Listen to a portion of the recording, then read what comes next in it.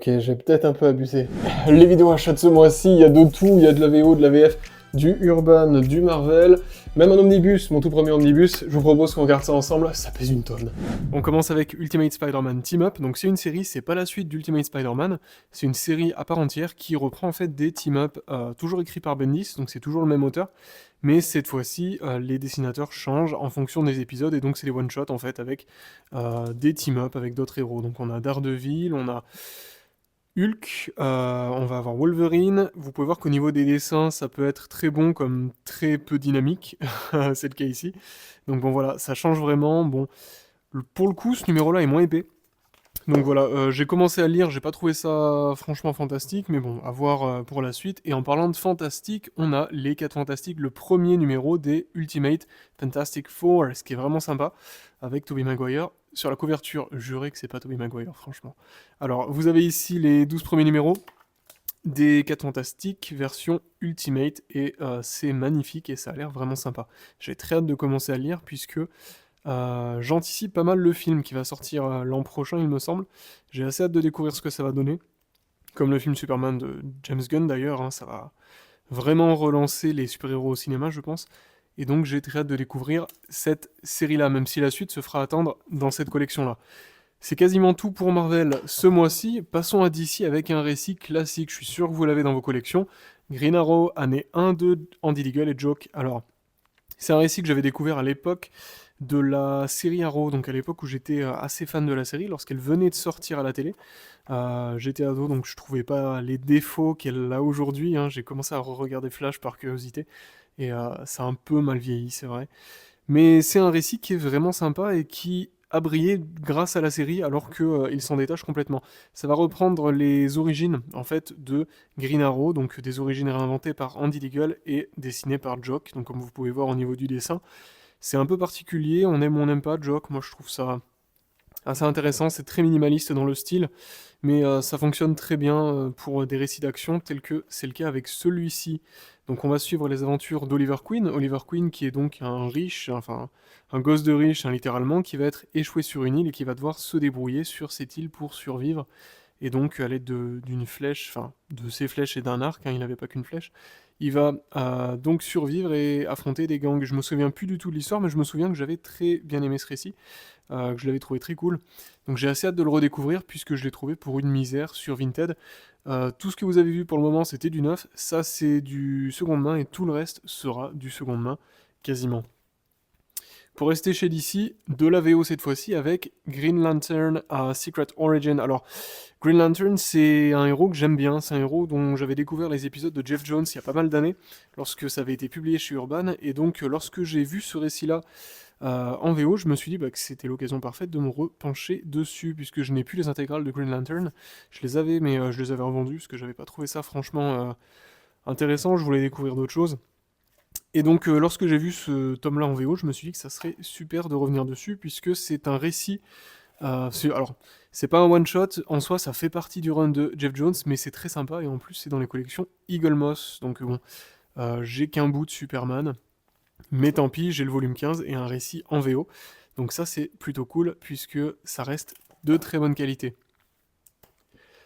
Restons chez DC avec l'intégrale 1 d'Aquaman. Je pense que c'est de loin la meilleure affaire de cette vidéo, puisque je l'ai payé 6 euros.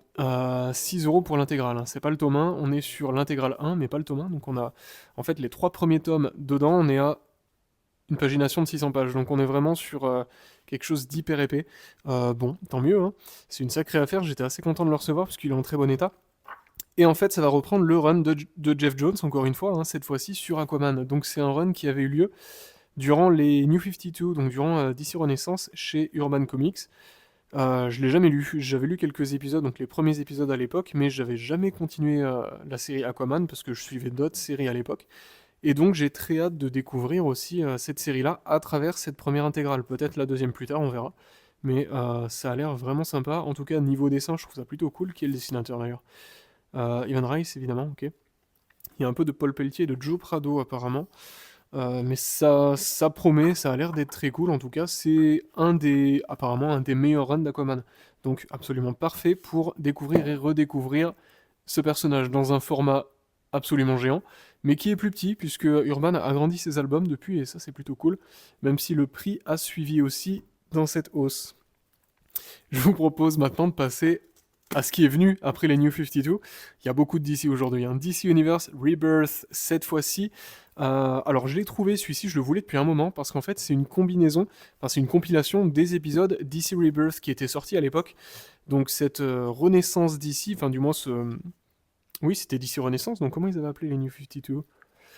Je sais plus comment Urban avait appelé ça. Mais en tout cas, vous avez ici tous les épisodes de toutes les séries en fait, donc des séries principales.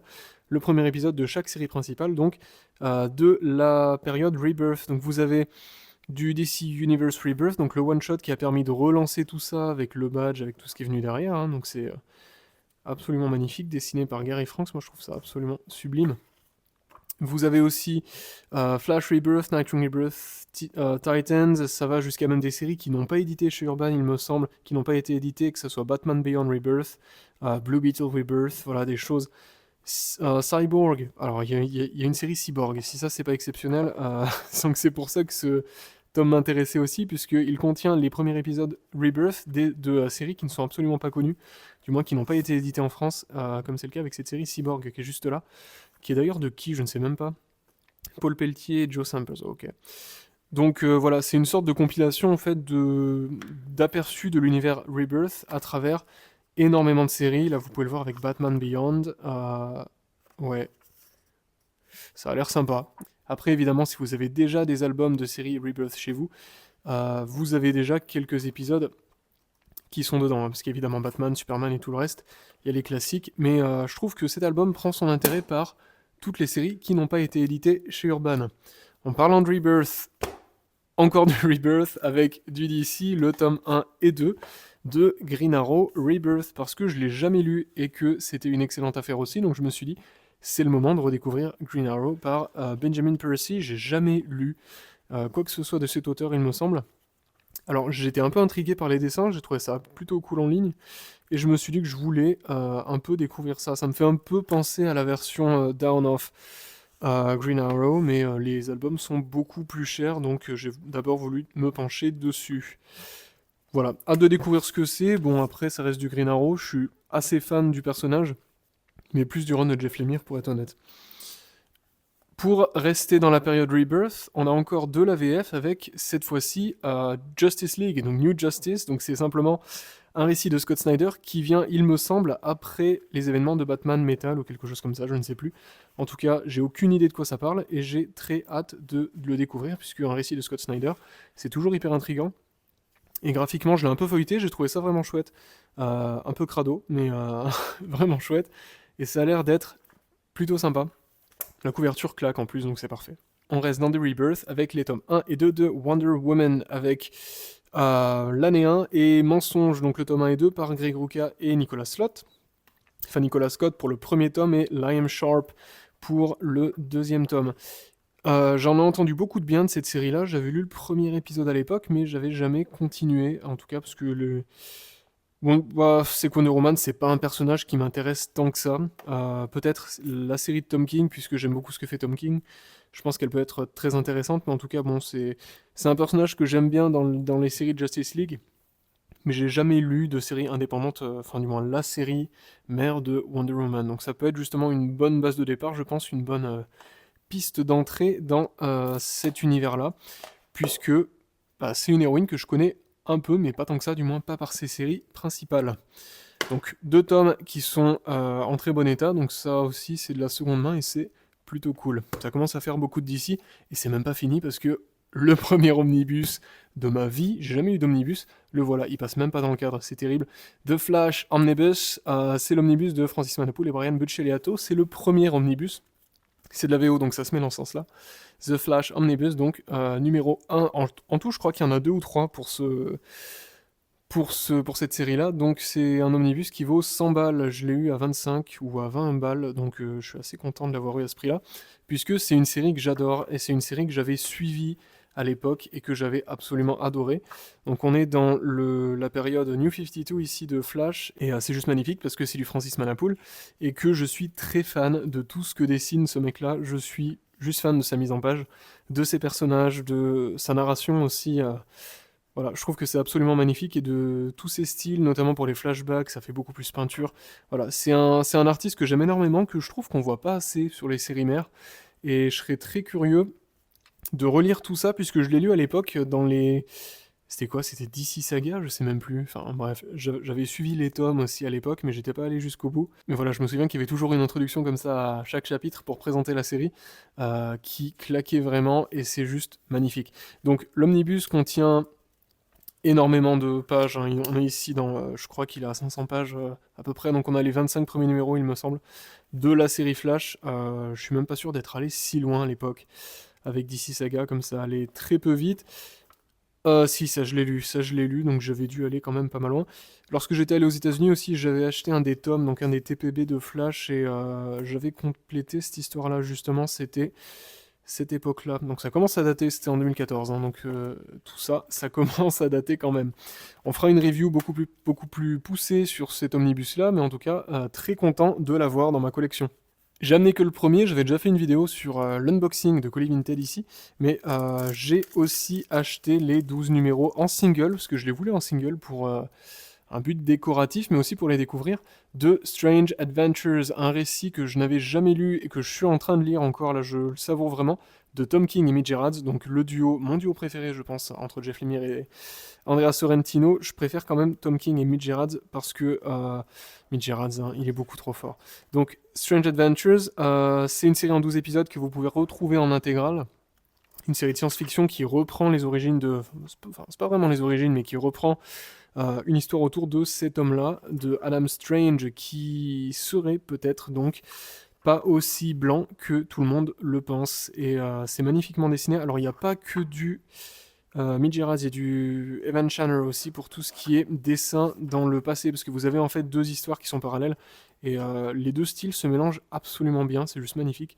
Donc voilà, c'est un récit dont j'ai très hâte de vous parler, puisque j'en suis à la moitié. Je prends vraiment mon temps, parce que je l'adore, et donc j'ai pas envie de le finir, ce qui est terrible.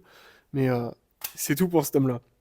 Dernier achat... Ah non, avant-dernier achat, il reste encore une chose après. Ah, il est long. Mon banquier va s'inquiéter. Shadowman de chez Valiant. J'ai jamais lu de Valiant, il fallait que j'essaye. Ça coûtait même pas 1€. Je me suis dit, vas-y, il faut que je le prenne, hein, parce que c'était en duo avec un autre bouquin. Donc, achat optimisé sur Vinted, vous connaissez. Donc, Shadowman, c'est un récit de chez Valiant. Valiant, je n'ai jamais lu quoi que ce soit Harbinger ou les autres séries. Mais ça m'intriguait parce que c'est un univers qui a l'air plutôt cool et bon, on n'en parle plus trop de chez Valiant, en tout cas j'en entends pas beaucoup, à part la série de Jeff Lemire que j'aimerais aussi découvrir, qui viendra peut-être plus tard, donc voilà, je lirai ça, je suis pas très hypé à l'idée de découvrir cette série-là, mais je le ferai et on en parlera en temps et en heure. Dernière chose que l'on a ici ce mois-ci, c'est Daredevil. L'homme sans peur, que peut-on dire dessus si ce n'est que c'est un Marvel Select, donc c'est un format un peu plus petit, c'est du souple, c'est du Bendis et c'est un classique. Je l'ai jamais lu, enfin j'en ai vu des passages, mais je l'ai jamais lu, j'ai vu des vidéos YouTube qui parlaient de ce récit-là, et ça a l'air absolument génial. Il faut dire que Daredevil, c'est pas un récit, alors c'est pas un héros dont j'ai lu énormément de choses, j'ai lu Daredevil jaune évidemment, donc le Yellow. J'avais lu aussi quelques épisodes de la série de Frank Miller, enfin quelques tomes de la série de Frank Miller, sur ses origines que j'avais bien aimé.